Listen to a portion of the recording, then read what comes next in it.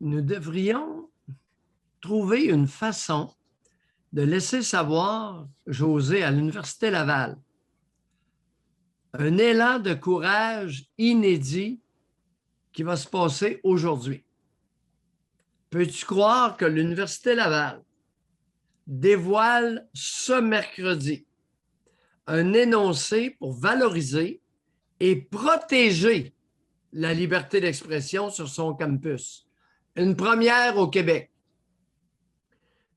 C'est Alain Rochon, doyen de la Faculté d'aménagement, d'architecture, d'art et de design, qui est le président, qui préside un comité conseil sur la liberté d'expression.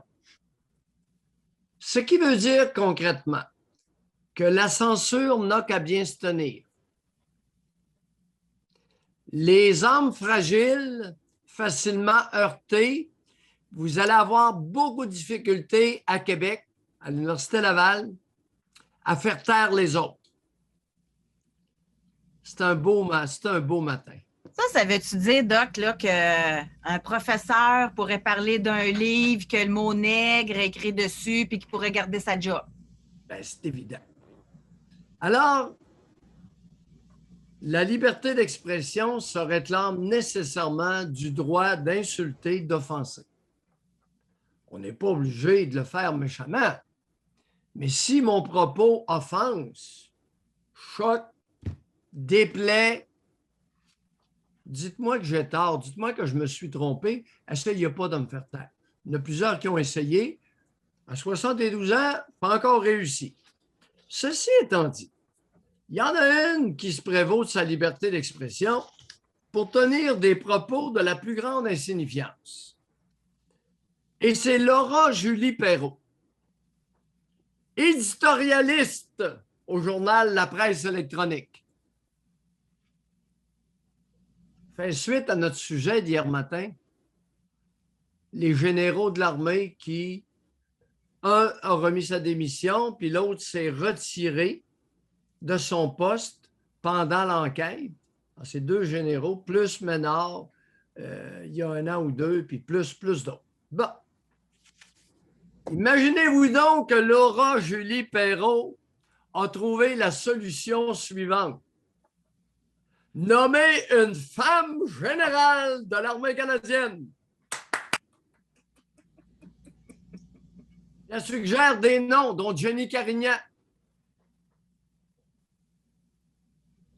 Faut-tu être insignifiant? Voir si le fait de nommer une femme règle un problème. On va nommer une femme à la condition féminine. Oh, excusez, il y en a déjà une. Mais quel propos d'une insignifiance consommée relevant carrément de la pensée magique. On a un problème avec nos 68 000 infirmières. Ils sont 65 000 femmes, 3 000 hommes à peu près. Je ne sais pas. Ils ont eu la brillante idée de nommer un homme pour présider 65 000 femmes infirmières.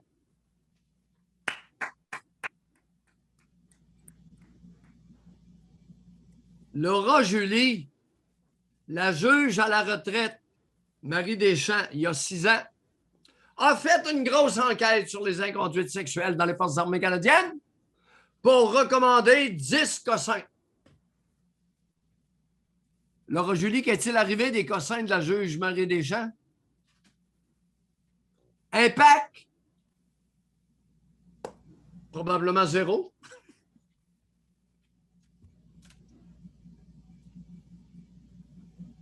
Ça m'amène à l'impuissance. L'impuissance acquise. Beaucoup trop présente chez les femmes. Beaucoup chez beaucoup de femmes. Double meurtre à la hache. À Sainte-Sophie, côté de Saint-Jérôme. Un gars de 33 ans, il en a bûché 2. Il a bûché son ex, puis il a bûché la mère de son ex.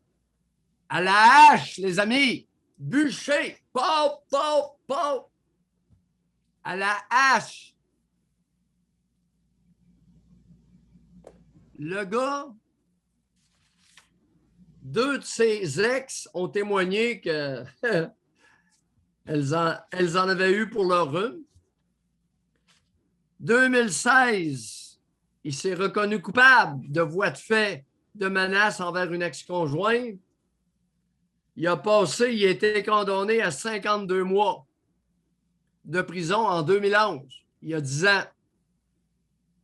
52 mois de pénitencier parce qu'avec 2 autres gars, ils ont battu un homme de 50 ans avec une barre de métal. Ils ont vargé dessus avec une barre de métal. Sylvie Bisson, 28 ans, qui est décédée, fille de Myriam Dallaire, 60 ans, décédée elle aussi, à coups de hache, était psychoéducatrice en garderie, en CPE.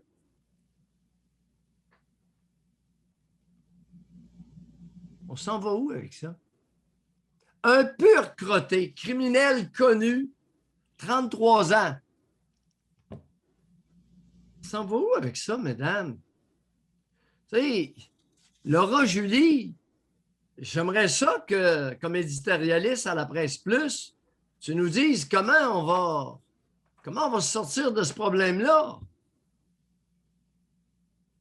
Va-t-il falloir mettre une police aux côtés de chaque femme au Québec ou chaque crotté libéré dans la société après des sentences en prison, un policier par sentence, un policier par détenu libéré pour qu'il suive à la trace en arrière? On n'aura pas le choix. Mais je veux mettre en relief un commentaire que j'ai vu passer. Ça va-tu prendre un registre de batteurs de femmes, coudon? Mais il était connu, lui. Quand tu sais, c'est... Qu'est-ce qui pousse une femme à aller vers ce genre d'individu-là? Laura Julie Perrault, éditorialiste à la Presse Plus. On veut avoir tes lumières. On règle ça comment? Solution. Ah, ben, on n'est pas. On déplore des problèmes. On nomme des femmes. On veut régler des problèmes en nommant des femmes. Pas une personne compétente. Une femme. En passant, j'ai pas lu l'article, mais si je me fie à ce que vous dites, là, j'en ai assez. C'est très méprisant pour les hommes. Non, je parle pas de celui-là. Je parle de l'éditorial. C'est très méprisant pour les hommes. Regarde le titre. Le titre, c'est Madame la chef d'état-major, Forces armées canadiennes. Si tu veux que je te dise. En proposant une femme, c'est comme si elle mettait tous les hommes dans le même paquet. Elle conclut. Écoutez bien, Laura Julie, ce génie sur 2 pattes. Une nomination de la sorte, référant à la nomination soit de France Allen, Christine Whitecross ou Jenny Carignan, qui sont trois généraux dans l'armée canadienne. Elle déclare, dernier paragraphe, une nomination de la sorte enverrait un message très clair dans l'ensemble du dispositif militaire, mais aussi au reste de la société canadienne. Il est temps. Nommons des femmes et le message va passer. Quel propos insignifiant.